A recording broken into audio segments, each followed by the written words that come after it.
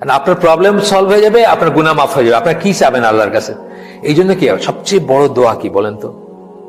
সবচেয়ে বড় দোয়া কি? হিসনুল মুসলিম কারা পড়ছেন? লেখা আছে কিন্তু সবচেয়ে বড় দোয়া হচ্ছে আলহামদুলিল্লাহ।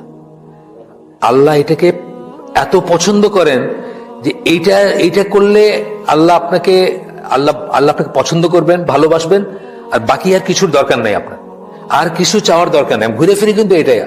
আপনি এই যে হজের মাঠে বসে কি পড়ে, লাহুল মুলকু ওয়া লাহুল হামদু ওয়া হুয়া আলা কুল্লি শাইইন কাদির, আল্লাহর প্রশংসা, তাই না? আলহামদুলিল্লাহ মানে কি? প্রশংসা, তাই না?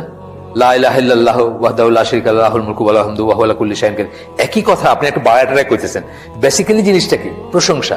এই দুইটা, এই প্রশংসাটা কিসের ভিতরে আছে? আলহামদুলিল্লাহ, সকল প্রশংসা আল্লাহর। এই কথার ভিতর আছে না? এই কথার ভিতর আছে। এই জন্য হিসনুল মুসলিম দেখেন, হিসনুল মুসলিম একটা জায়গায় লেখা আছে যে সবচেয়ে বড় দোয়া হচ্ছে এটা, আলহামদুলিল্লাহ।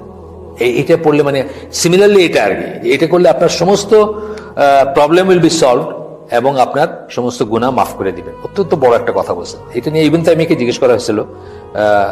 ইবনে তাইমিয়াকে জিজ্ঞেস করেছিলেন ইবনুল কাইয়িম। তো তখন উনি এক্সপ্লেনেশন দিয়েছিলেন, দিয়ে বলছিলেন, লাস্টে গিয়ে বলছেন, যেটা একটু আমরা পড়ি। So he told him that would solve his problem and forgive his sins, because whoever says salah upon the prophet, then Allah sends salah upon him 10 times. একবার সালাত কি করলে আল্লাহ 10 টাইমস তারই করেন। হ্যাঁ, আল্লাহর সালাম আমরা কি দিচ্ছে? প্রেজ। কার কাছে প্রেজ করেন? ফেরেশতাদের কাছে বলেন যে আমার বান্দা এই করছে, তাই না ব্যাপারটা?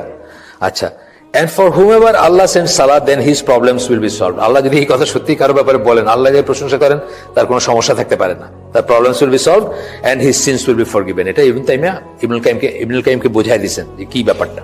আচ্ছা, আমরা স্কিপ করে যাচ্ছি।